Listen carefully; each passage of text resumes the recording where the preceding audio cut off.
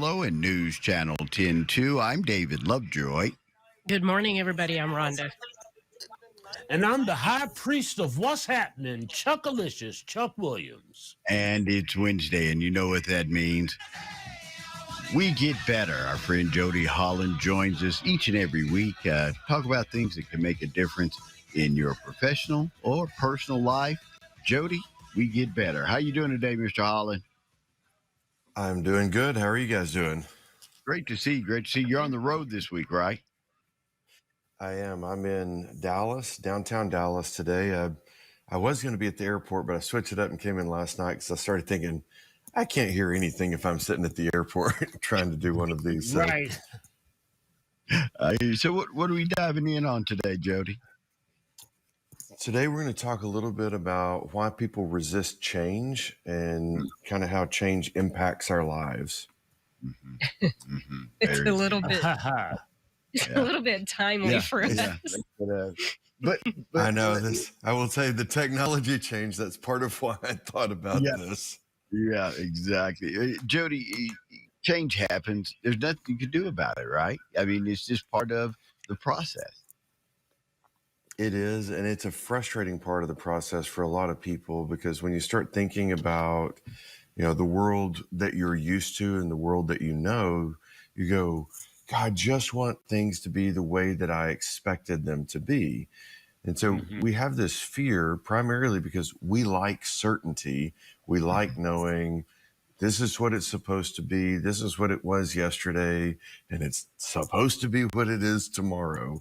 That fear of the unknown or the fear of the loss of consistency is one of the primary drivers why when something changes at work or in your personal life, you fight against the change and you try to just get it back to what it always was before. And so I think that fear of the loss of consistency is the thing that gets more people than anything else. But I also think we just get into the habit of stuff. For example, like let's say you were used to calling a certain number and somebody changes their phone number.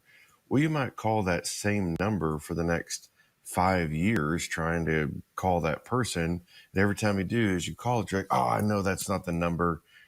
And you get upset with yourself. But it's so hard to get your mind to let go of that neural pathway that you've developed that says, this is the way it's supposed to be. This is the way that it's always been. I think the habits and that consistency, that kind of gets us more than anything else. But I think also when change does happen, I think we mourn what we used to know. We get sad about, oh, it used to be this and it used to be so good. I mean, simple things like switching from Zoom to some other technology. You can go, but I understood how it worked. Why are we doing this? So anyway, I just think it's kind of funny when you think about change because so many people, we know that everything's going to change. We know that's the only thing that's going to happen is that consistent newness. And yet we still long for what used to be. Well, and one of the things that I always talk about is like you talked about the neural pathways that the brain develops, just with consistency, like you mentioned as well. But, I always see it as the brain's job is to try to conserve energy and try to keep things the status quo because our brain's job is to keep us safe as well. And so change, Yes. like you said, you mentioned fear. That comes into play as well. But wouldn't you think? I mean, this is all natural. This is what happens to most everybody. When we have a change, we really get uncomfortable. Yeah, we do. And you're right. I mean, it's just that used to do this kind of stuff. Charles Duhigg, who is a psychologist, did some really interesting research on people with damage to their brain that they could no longer have short-term memory. So they would go do something, and then 5 minutes later, they couldn't remember that they had just gone and done the thing that they did. In his book, The Power of Habit, he talked about from that habit or that routine standpoint, even if you didn't have short-term memory, there's another layer of the brain that we get into the habit of doing stuff. Like he told the story of this guy that through an illness made it where he could no longer have short-term memories, and then his family moved. So his wife was like, I just can't do this on my own. I've got to move close to the kids to get some help. And one day, instead of just getting up, eating breakfast, sitting down in front of the TV, which is what he always did even before the illness, he got up and he went outside. And they were freaking out, couldn't figure out where he was, called the police, everybody's searching. 30 minutes later, he shows up with a little puppy and back at the house. They're like, what in the world just happened? Well, after he watched TV, his wife always took him for a very specific walk. Well, he had taken the exact same walk. And he got to the point where every day he would get up and he would take that walk and he could remember it, but it was in a new town.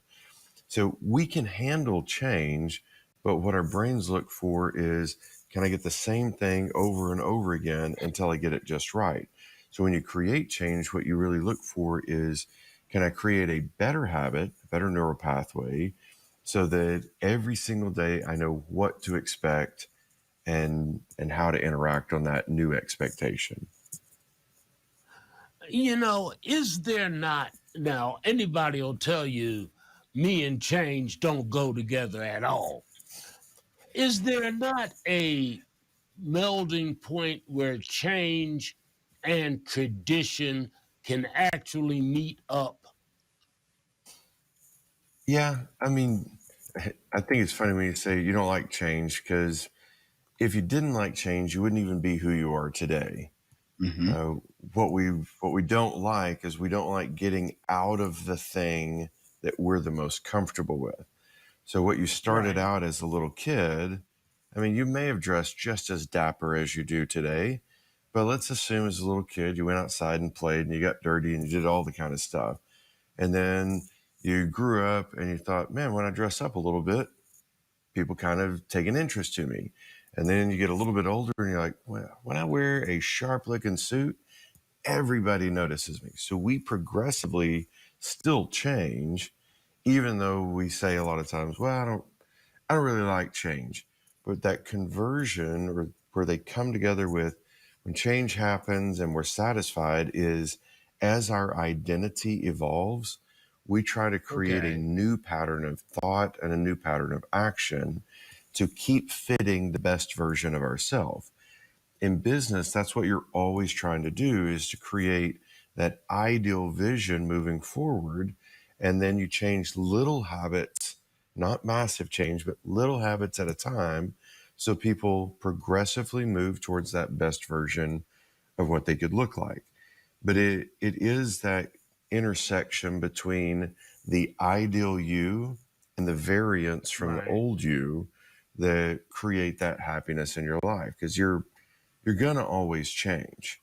It's Mm-hmm. just that a lot of times the plan doesn't always work out. And in the change management section of Management 101, I have one of my favorite Mike Tyson quotes: everything's easy until you get punched in the face.